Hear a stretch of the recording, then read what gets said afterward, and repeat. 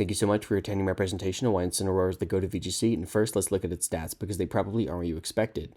These are solid but nothing special. Good attacking stats, 95, 90, 90 bulk, and a solid defensive type let it take attacks and dish out good damage in return, but its slow speed holds it back.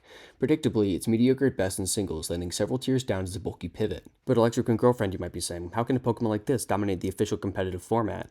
Well, Incineroar just so happens to get the best doubles move pool of all time, coupled with the best doubles ability of all time. Let's start with Intimidate, the linchpin of it all.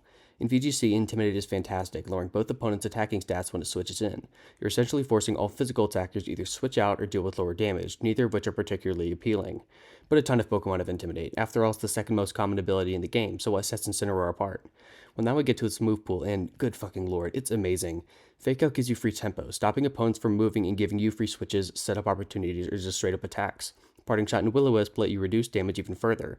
Taunt disrupts other supports on the field. U-Turn lets it pivot out with ease, abusing its low speed stat to get teammates in for free. The list just goes on and on. It can even deal respectable damage with Stab, Flare Blitz, and Knockoff, a new addition in Gen 9. That's right, they fucking buffed Incineroar. Yeah, you saw this coming. Incineroar is the best Pokemon in VGC history. Ever since I got access to Intimidate, it's won every world it's been legal in, playing key roles on each team. Arguably even more impressive than that is its track record as the best Pokemon in Sword and Shield by a landslide. In literally every format possible, it's been number one in usage, eclipsing completely broken shit like Zacian and Kyogre. Its status as the unequivocal best Intimidate user lets it push nearly every other holder of the ability out of the format completely. The only mon that could withstand its presence is Landorus Therian, who is just enough to set itself apart but still couldn't compare in sheer usage. At this point, you might all be thinking that Incineroar is completely broken, but honestly, it's not very cut and dry. Even though it hit over 70% usage in the final format of Sword and Shield, Series 12 almost certainly would have been worse without it.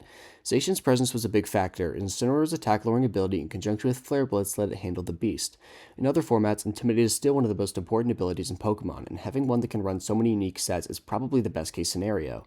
Even so, its stranglehold on every metagame ever certainly lends to the argument that it's overpowered, and that we'd be better off if it was gone. In conclusion, Incineroar is without a doubt in my mind the best Pokemon in doubles history. However, it's not universally considered to be broken, and is at the very least one of the more balanced top 1 mons we've had throughout the years. Thank you so much for watching.